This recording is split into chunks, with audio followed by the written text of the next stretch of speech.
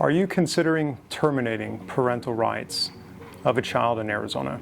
The process can be complex and pretty emotionally charged, but knowing what to expect can really help.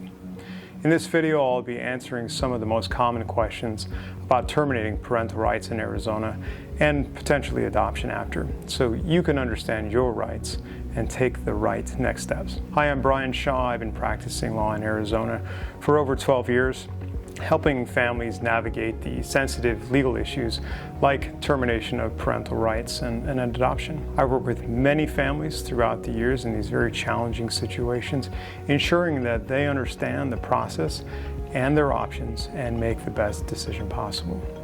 My goal is to guide people through these complex procedures and with as much clarity as possible come out the other end.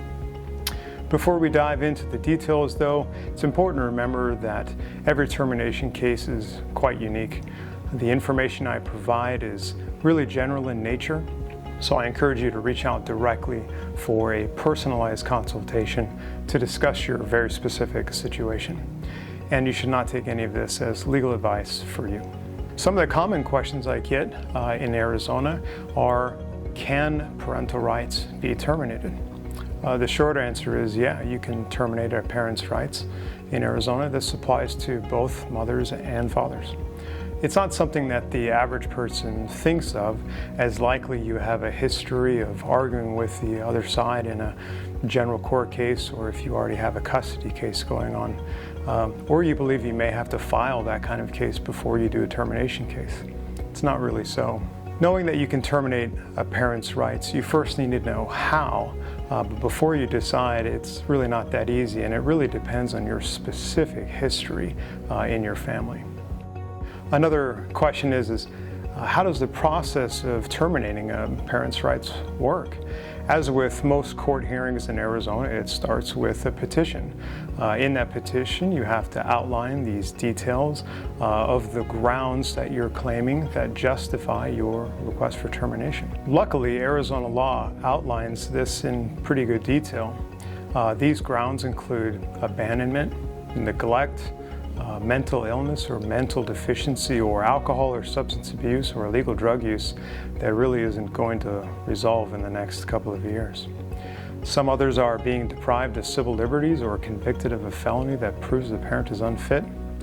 And there are several other grounds that really require some detailed discussion to answer concerning paternity and sexual assault. Also, the court alone has the discretion to determine whether or not a termination is in the child's best interest. Best interest can include a real benefit to the child, like an adoption, or a real detriment to the child, like being returned to a drug-addicted parent. Again, an attorney will best help you craft these arguments for court. These grounds are detailed in Arizona law, and this summary is just to give you a real brief understanding of what that looks like. One of the other questions we get pretty often is, how long does a parent have to be absent before you can file for termination? You know, some people may tell you that a parent has to be absent for some amount of time, or 6 months or a year. But in reality, there's a lot of those grounds that don't require a time frame. It's not a hard and fast rule, but it definitely does apply to some of those grounds, so a conversation with an attorney about those really needs to happen. And finally, can a parent voluntarily terminate their parental rights? Again, the simple answer could be yes, but it involves either consenting to an adoption or some understanding that the other party would not contest termination. But again, evidence is still needed if you're going to proceed in that way. Oftentimes, a successful termination case results in the need to complete an adoption case after, where the new spouse is now ready and able to adopt that child after termination. That is a topic for another video, and hopefully by the end of this, the link will be down in the description below. Some other important legal considerations are when it comes to parental rights termination, the evidence that you present to the court really is key. You need to provide proof that supports your case, and it's a pretty high burden on you to do that at court. A study is required to assess the history and review the grounds of the termination. the child's living situation, your financial situation, your stability, the child's stability, and your ability to care for the child after termination.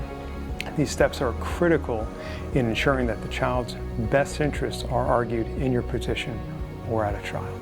I've worked with many of Arizona families going through this delicate process.